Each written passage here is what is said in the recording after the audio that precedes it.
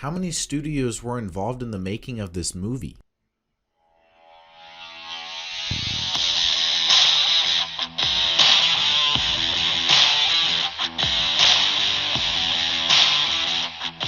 A Late Night with the Devil, starring David Dastmalchian, Laura Gordon, Ian Bliss, and more, is a live broadcast of the late night talk show in 1977 that goes horribly wrong, unleashing evil into the nation's living rooms. Now, I hadn't heard too much about this movie until the beginning of the week. I saw that it was racking in lots of positive reviews on Rotten Tomatoes.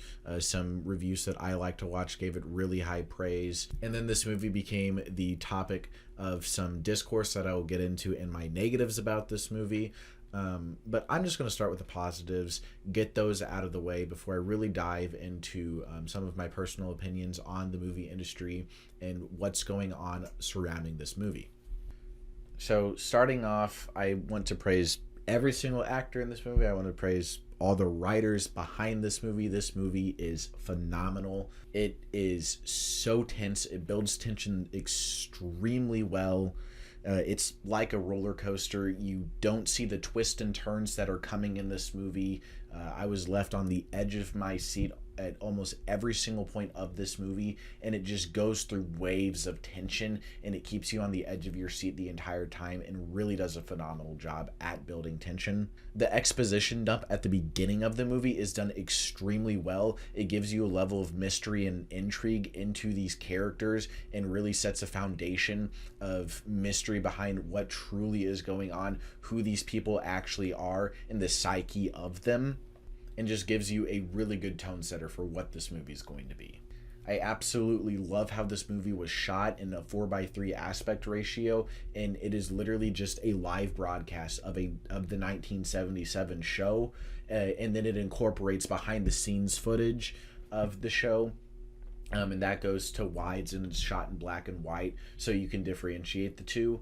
And it's just a very, very, very clever idea, and it's a very solid period piece. It really makes you feel like you're in the 70s, and it feels like a documentary that you would come across on YouTube at like 11 p.m. on some random Tuesday or Wednesday night, and you'd listen to it falling to sleep. And I say that in the best way possible. Like, that is probably the biggest compliment that I can give this movie, is that it feels like that, because I feel like that's what this movie was going for, like just a late night documentary that you would want to watch, but so much story behind it, and it just does a fantastic job at making something that is obviously not real feel so incredibly real, and something that actually happened.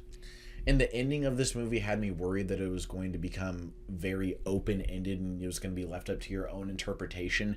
But luckily it doesn't do that cop-out. And it does bring you back to the grounded reality of the situation and what happened. And it gives you a final conclusion that I felt was very satisfying when I thought that it might not have been. The only major negative that I have about the actual movie is that definitely in that ending, because I was worried, it goes into more supernatural elements and parts of the main characters and their pasts that weren't, I feel like, set up too well. There's, like I mentioned, the mystery and the intrigue there, but it doesn't really deliver, and you're still left, or at least I was still left, very confused during the final sequences, because I just don't think that there's enough meat on the bones of this movie to really get a grasp on what they were going for in those last few sequences. So with my actual review of the movie out of the way, I would give this a solid 4 out of 5.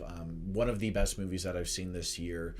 Came out of nowhere, surprisingly pretty good. I had a very good time with this movie, and it is something that I will be thinking about for a while just because of how good of a movie that it was. But with that out of the way, I'm going to get into the obvious, the use of AI in this movie.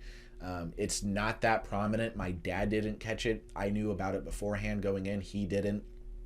He wasn't able to catch it, which is scary. But I did tell him after the fact. And I think the general consensus around AI in movies is that it's bad. We shouldn't be doing it. It shouldn't be used. It shouldn't be supported. So my final recommendation for this movie is do not go out and financially support it. That doesn't mean don't see it. Don't financially support it. is my verdict on it, because the actors and the writers and the people that made this movie should be supported through their work and what they did, because it was excellent. It was phenomenal.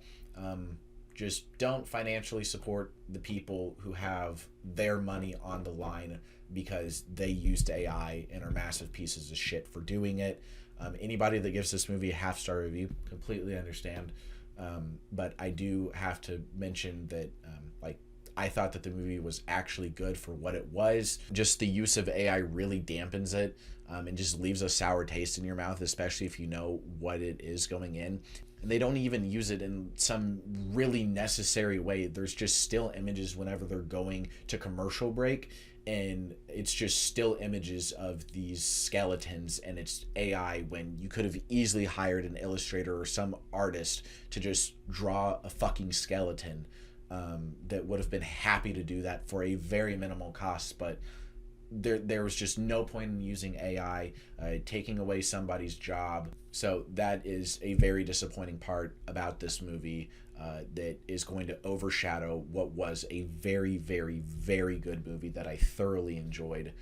But that's something that I'm not going to be able to overlook. That's something that I hope that general audiences do not overlook either, and are informed about and are acknowledged about. So that is why I really want to get this video out before Friday and this weekend. So just hoping that somebody sees this, who is planning on seeing this movie.